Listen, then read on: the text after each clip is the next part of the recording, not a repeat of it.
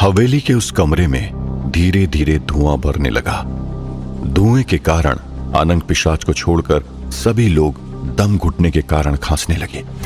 सिद्धार्थ को यह एहसास हो गया कि अगर जल्द से जल्द वो दरवाजा नहीं खोला गया तो सभी लोग दम घुटने के कारण घुट घुट कर मर जाएंगे।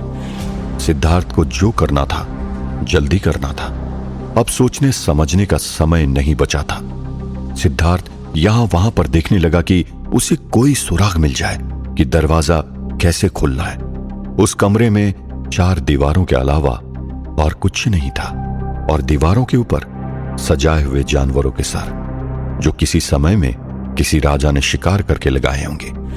सिद्धार्थ ने तुरंत ही अनंग पिशाच से कहा, तुम्हें इस धुएं से कोई तकलीफ नहीं हो रही है ना? अनंग पिशाच ने कहा, नहीं, क्योंकि मुझे आम इंसानों की भांति जीवित रहने के लिए हवा की आवश्यकता नहीं है। यह सुनकर सिद्धार्थ ने कहा,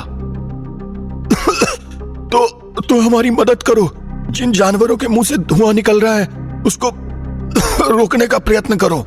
अनंग पिशाच ने तुरंत ही अपनी मायावी शक्ति से 4 रूप धारण किए और उन चारों अनंग पिशाचों ने सूक्ष्म स्वरूप धारण किया और दीवारों के ऊपर सजाए गए जानवरों के मुंह, जिसमें से धुआं निकल रहा था, उसके अंदर जाकर उस धुएं के स्रोत में जाकर बैठ गया और अपने शरीर को फुलाकर उस स्रोत को बंद कर दिया, जिससे धुआं निकलना बंद हो गया।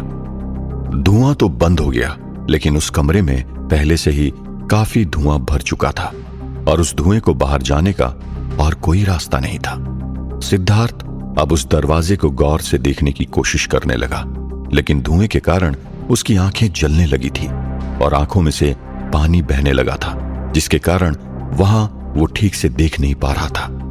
लेकिन उसके एकदम करीब जाने पर दरवाजे पर कुछ छोटे छोटे अक्षरों में लिखा हुआ दिखाई दिया। उसने बूढ़े बाबा से कहा, बाबा ये देखिए, यहां पर शायद कुछ लिखा हुआ है। बूढ़े बाबा पास में गए और उन्होंने भी गौर से देखने की कोशिश की। उनकी भी आंखें जल रही थी, इसलिए साफ साफ देखना कठिन हो गया था।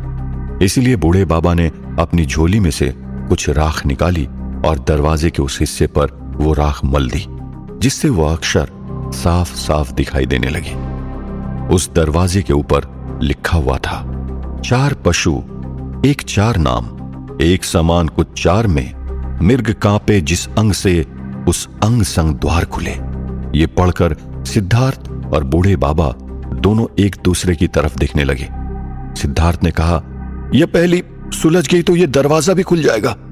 बूढ़े बाबा ने कहा, ये पहली जिस 4 पशुओं की बात कर रही है वो पशु हो न हो वही है जो इन दीवारों पर टंगे हुए हैं। सिद्धार्थ ने कहा, इस पर लिखा है 4 पशु 4 नाम।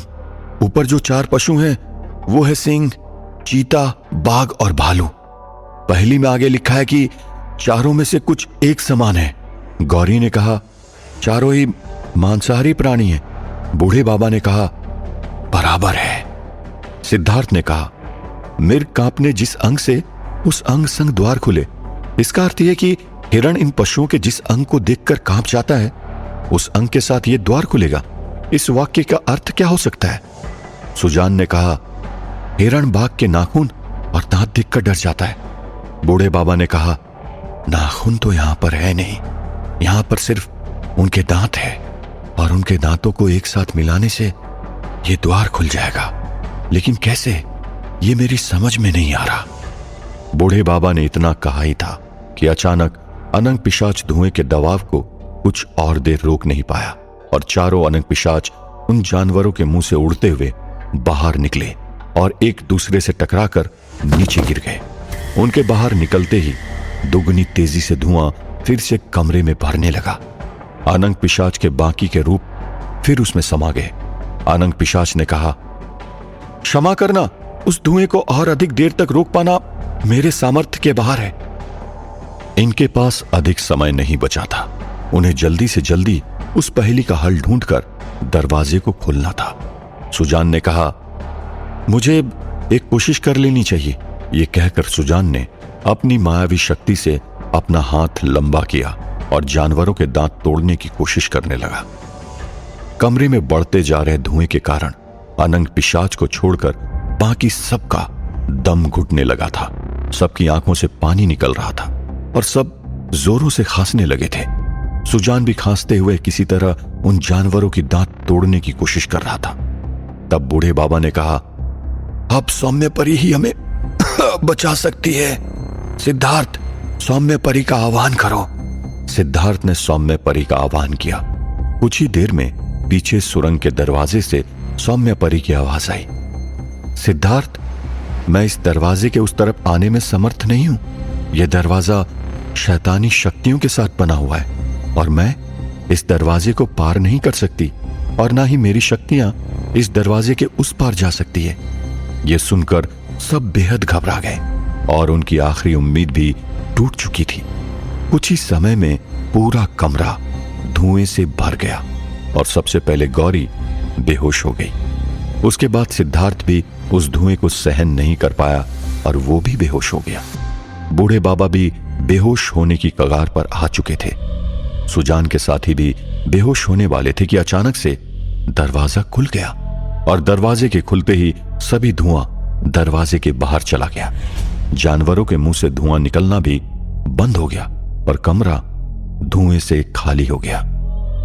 दरवाजा के खुलते ही अनंग पिशाच ने अपना कद बड़ा किया और सभी लोगों को उठाकर कमरे के बाहर उड़कर निकला और एक के बाद एक सभी कमरों से होते हुए हवेली के मुख्य दरवाजे से बाहर निकल गया। आखिरकार सभी लोग वीरानगढ़ पहुंच गए थे। अनंग पिशाच उड़ते हुए सीधा वीरानगढ़ की बस्ती की तरफ गया और सीधा वैद्यशाला पहुंचकर सभी लोगों को वैद्यशाला में उतारा और वैद्य जी से उस कमरे में जो कुछ भी हुआ था वो कहा। गौरी, सिद्धार्थ, बूढ़े बाबा और सुजान के कुछ साथी बेहोश हो गए थे और सुजान की हालत खराब थी। वैद्य जी ने तुरंत ही अपना इलाज शुरू किया। गांव में खबर फैल गई कि सिद्धार्थ, गौरी और बूढ़े बाबा गांव लौट आए थे। वैद्यशाला के बाहर भीड़ जमा होने लगी थी। सरपंच काका ने यह खबर मोतीबाई को सुनाई और यह सुनकर मोतीबाई भी बड़ी खुश हुई। करीब आधा दिन बीत गया। वैद्यशाला में सबको होश आने लगा था। सब अपने आप को गांव के वैद्यशाला में पाकर चौंक गए। सिद्धार्थ ने पूछा, हम यहां तक कैसे पहुंचे? बूढ़े बाबा ने कहा, दरवाजा किसने खोला और कैसे? तब अनंग पिशाच ने कहा, यह कमाल सुजान ने कर दिखा है। सभी लोग आश्चर्य से सुजान की तरफ देखने लगे। गौरी ने कहा, सुजान भैया ने यह कैसे किया? सुजान ने कहा, जब आप सब एक के बाद एक बेहोश होने लगे तब तक मैंने अपनी मायावी शक्ति से अपने हाथ लंबे किए और ऊपर लगे हुए जानवरों के दांत तोड़ने की कोशिश करने लगा, लेकिन उनके दांत नहीं टूट रहे थे। तब मुझे एहसास हुआ कि इन भयानक जानवरों का सबसे डरावना हिस्सा उनके दांत नहीं बल्कि उनकी आंखें होती है। रात के अंधेरे में हिरण और दूसरे जानवरों को दूर से शेर, चीता, भालू वगैरह के दांत नहीं दिखाई देते बल्कि सिर्फ दो चमकती हुई आंखें दिखाई देती है और वही आंखें देखकर वो कांप उठते हैं। इसलिए मैंने उन चारों जानवरों के सर से उनकी आंखें निकाली और उस दरवाजे पर वो आंखें लगानी चाहिए, पर इतने में कमरे में इतना धुआं भर चुका था कि मुझे कुछ दिखाई ही नहीं दे रहा था। इसलिए तब अनंग पिशाच ने अपनी दिव्य दृष्टि से मेरे हाथों से वो 8 आंखें लेकर उस दरवाजे के चारों कोनों में चारों जानवरों की आंखें वहां बनाए गए विशिष्ट छेद में लगा दिए और वो लगाते ही दरवाजा खुल गया और धुआं कमरे से बाहर निकल गया और नया धुआं उत्पन्न होना भी बंद हो गया और अनंग पिशाच हम सबको उठाकर यहां ले आया। ये सुनते ही बूढ़े बाबा ने कहा, मुझे तुम पर गर्व हो रहा है सुजान, और अनंग बेटे, तुम हमारे कीमती धरोहर हो। यदि तुम न होते तो हम सब कब के मर चुके होते। ये कहकर बूढ़े बाबा ने दोनों के लिए तालियां बजाई। सिद्धार्थ और गौरी ने भी उन दोनों के लिए तालियां बजाई और उन्हें ताली बजाता हुआ देख बाहर खड़े लोग सब उनके लिए तालियां बजाने लगे। सुजान और अनंग पिशाच दोनों शर्मा कर अपने हाथ जोड़कर सभी को धन्यवाद दिया। सरपंच काका ने सभी लोगों के लिए खाना बनवाने का आदेश दिया। कुछ ही समय में सभी लोगों ने पेट भर खाना खाया। सुजान और उसके साथियों ने आंखों में आंसू के साथ पेट भर खाना खाया। सुजान ने कहा, ना जाने कितने वर्षों के बाद हमने ऐसा खाना खाया। दाल बाटी चूरमा, केर सांगरी, खिचड़ी, लड्डू, ये सारी चीजें हम भूल ही चुके थे। उस जंगल में हमने सिर्फ जंगली घास, जंगली फल और नदी से पकड़ी हुई मछलियां खाते थे। ये सुनकर बूढ़े बाबा ने सुजान के कंधे पर हाथ रखा और कहा, आज से तुम सबका नया जीवन शुरू हुआ बेटा, अपना पुराना जीवन भूल जाओ। सब लोग खाना खाकर सरपंच काका के घर के बाहर जाकर बैठ गए। सिद्धार्थ, गौरी और बूढ़े बाबा ने वहां क्या हुआ था वो सब कुछ कहकर सुनाया। कजरी की सच्चाई सुनकर मोतीबाई हैरान रह गई। मोतीबाई ने कहा, ये कजरी ऐसी थी, मारे को पता भी ना चलो। सुनकर सुजान ने अपनी आंखें झुका ली। तब बूढ़े बाबा ने कहा, तुम्हारी मां की हरकतों पर तुम्हें शर्माने की जरूरत नहीं है। तुमने अंत में सच्चाई और अच्छाई का साथ देकर सही किया। मुझे आप सबसे कुछ बात करनी है। कजरी ने जो किया वो गलत जरूर था, लेकिन उसने ये क्यों किया ये जानना भी बहुत ही जरूरी है। कजरी की शादी जबरदस्ती बचपन में ही करा दी गई। 17 साल की उम्र में मां बन चुकी थी और उसके कुछ समय बाद वो विधवा हो गई थी। इन सब में उसकी क्या गलती थी? तो क्यों उसको विधवा होने की सजा दी गई? अकेले रहना, अकेले बच्चे को पाल पोस कर बड़ा करना, समाज की प्रताड़ना को अकेली सहन करती थी। लोग उसे उस तरह नीच नजर से देखते थे मानो अपने पति की मृत्यु की जिम्मेदार वही हो। उसको इस परिस्थिति से निकालने के लिए मैंने उसके साथ शादी की। ये भी समाज को मंजूर नहीं था। एक विधवा का पुनर्विवाह क्या हो गया, मानो आसमान फटकर जमीन पर आ गया हो। समाज उसे और भी धिक्कारने लगा। मुझसे दूर होकर जब वहां रहने लगी तब किसी ने उसके सुख दुख का हाल तक नहीं पूछा। कहाँ गया तब मानवता? कजरी का इस समाज के प्रति घृणा का कारण इस समाज की संकुचित मानसिकता है और कुछ नहीं। पीढ़ियां बदल गई लेकिन सोच कहीं ना कहीं अभी भी वही है। हमें ये सोच बदलनी होगी ताकि कल समाज से घृणा करने वाली और कजरी पैदा न हो जाए।